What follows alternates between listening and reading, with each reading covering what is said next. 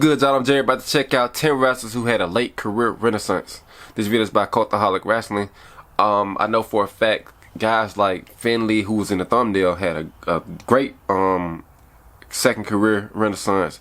As far as in WWE, he was the United States champion. He had a great little run with Hornswoggle. He was a part of, like, one of the main figures of SmackDown, is one of the top heels of the brand. Along with other wrestlers like as Road Warrior Animal, he had another late career renaissance. William Regal, amongst others. So we about to hop into this video, man. Let's go. Matthew McConaughey, Winona Ryder, Brendan Fraser. What do these names have in common? No, they're not people I'm banned from being within 10 meters of. That list is way You can add They are all famous people who made comebacks later in life. The same can be said for these Robert Downey Jr. to that list too. Wrestling. They had all been successful when they were younger, but then fell off the map, only to return in a big way during the twilight of their careers. These inspirational stories prove that there is no such thing as too late, and being of a certain age isn't as bad as it's often made out to be. I'm the still young and sprightly Adam Pacitti from Cultaholic Wrestling. Oh, my back. And these are 10 wrestlers who had a late career renaissance. Join us. Number 10, Fit Finlay. His name is Finlay, and he loves to appear in top 10 lists on YouTube. It was in WCW when Northern Ireland's finest first came to a global audience's attention under the name the Belfast Bruiser.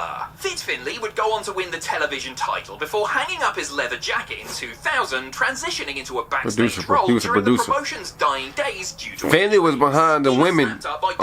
He was a women's trainer. As a trainer and agent, which meant that So he definitely had Trish Stratus them.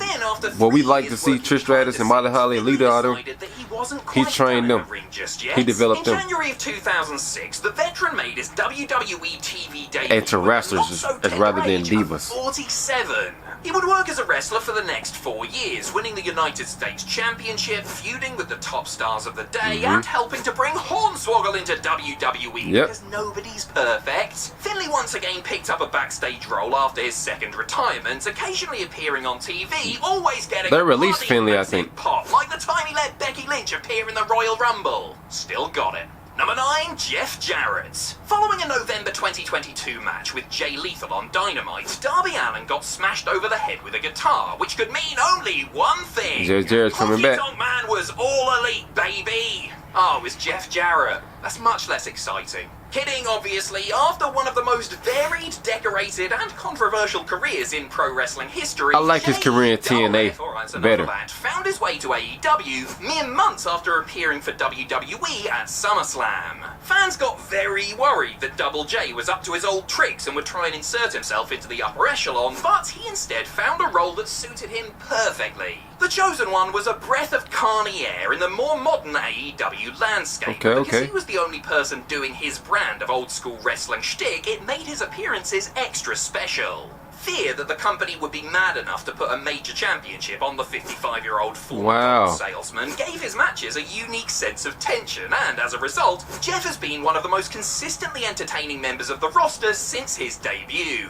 He's also won that Leatherface belt, remember that? So that's a thing. Number 8, Dustin Rhodes. Dustin Rhodes, okay. AEW for now, as Tony Khan, who collects old wrestlers formerly known as Goldust, Shiny Spoons, has given a platform to a man who has made a career out of defying expectations. From gifted rookie in WCW to androgynous face-painted movie buff in WWE to whatever the hell was going on in TNA, this Black Rain. Rhodes has always kept himself afloat in the wrestling business, but it took a match against his own flesh and blood to make people realise what a legend he truly was. At Double or Nothing 2019, AEW's first official pay-per-view, they went at it. Went to war with his half-brother Cody, and when I say war, I mean war. In a match so bloody it would have put the Great Muta off his tee, Cody and Dustin duked it out in one of the most emotional wrestling matches of all time, with the Elder Road showing that he could still pull out all the stops half a century into his time on Earth. That's what's up, bro. Though he's not quite reached those lofty heights since, this was enough to ensure Dustin's legacy as one of the all-time greats and erase any memories of some of his darker days. Number 7,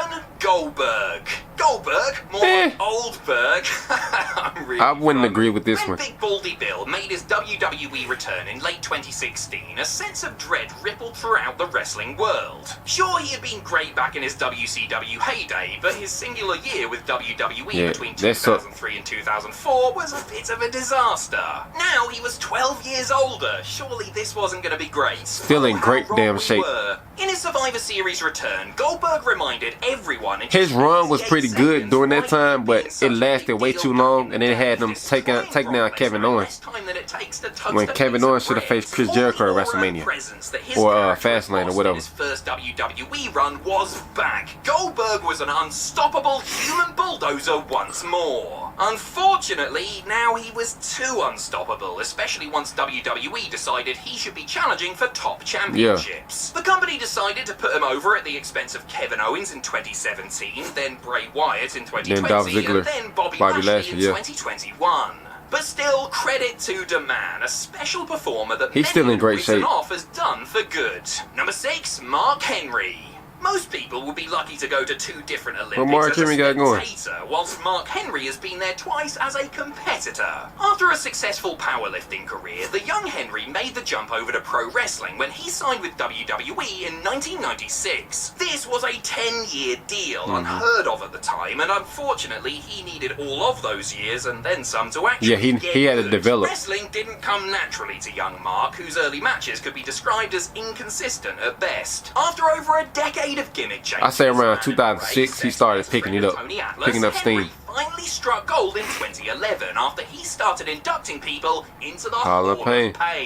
This new relentless beast of a character clicked with audiences in a big way, and by the end of the year, the world's strongest man had reigned as World Heavyweight Champion, his first world title in a 15-year career. And no, the ECW title doesn't count. Of course it doesn't.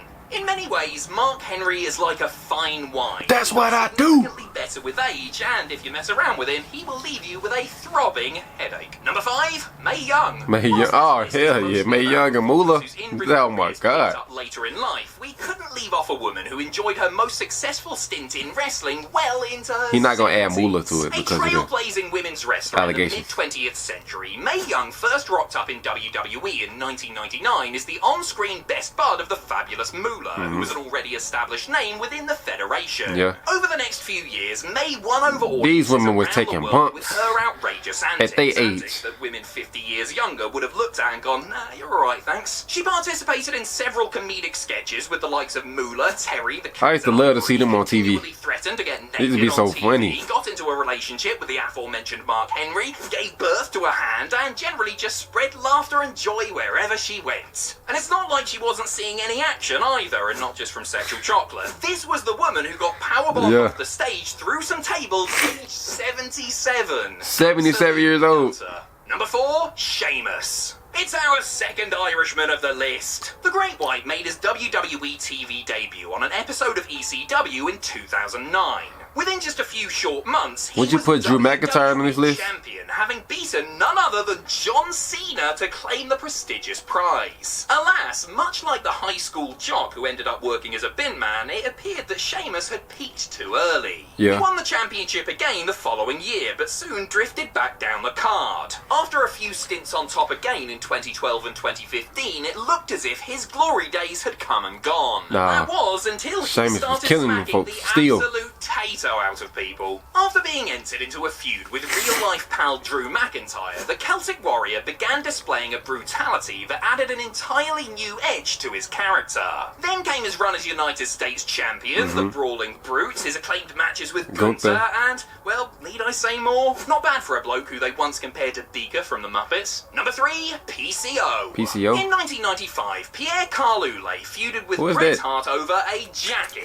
In 2019, he won the the Ring of Honor World Championship. Wow. Wrestling isn't real, I swear. The man now known as PCO first rose to mainstream prominence as one half of the Quebecers alongside Jacques Rougeau, filling out the WWE tag division in the early and mid-90s. After years of bouncing around from company to company, having brief and forgettable stints in almost every major promotion, PCO decided the only way he was going to reach his potential was to go absolutely bonkers. Rebranding himself as the French Frankenstein, the aging star took on the gimmick of a monstrous creature, undeterred by pain or injury. His acclaimed match with Volta at Joey Janela's Spring Break in 2018 earned him the best reviews of his career, which led to him signing with Ring of Honor, where he won 6-man and tag team gold before finally getting his mitts on the big one at the age of 51 years old.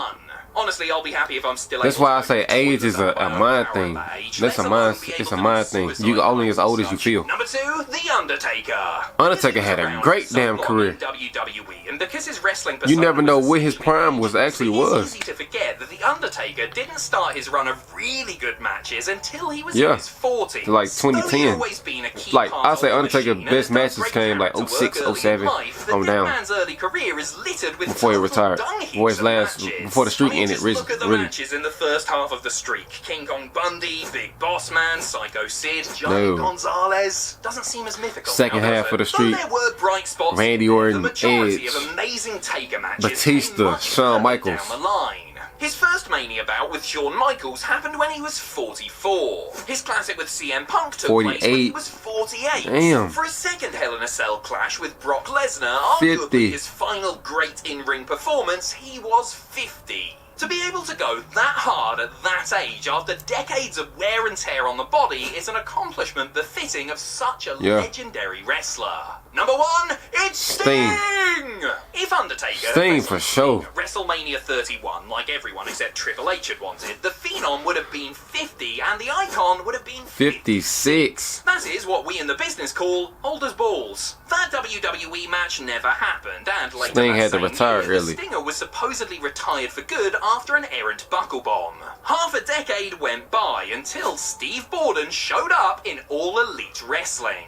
Through a cloud of the finest fake snow a billionaire's money could buy, Sting made his shocking debut at Winter is Coming 2020. Though he initially performed in pre-edited cinematic matches, Sting soon transitioned back into actual ring work, and before long, he was the one getting worked over to build to a Darby Allin hot tag. And of course, there's all the stunts. Sting did that. These are a great time to discover new hobbies, but not many men that age discover a love for jumping off balconies or through tables. During his time with AEW, Sting has proven that he is unlike any wrestler the world has ever seen, and how can you hate will Sting? never see again.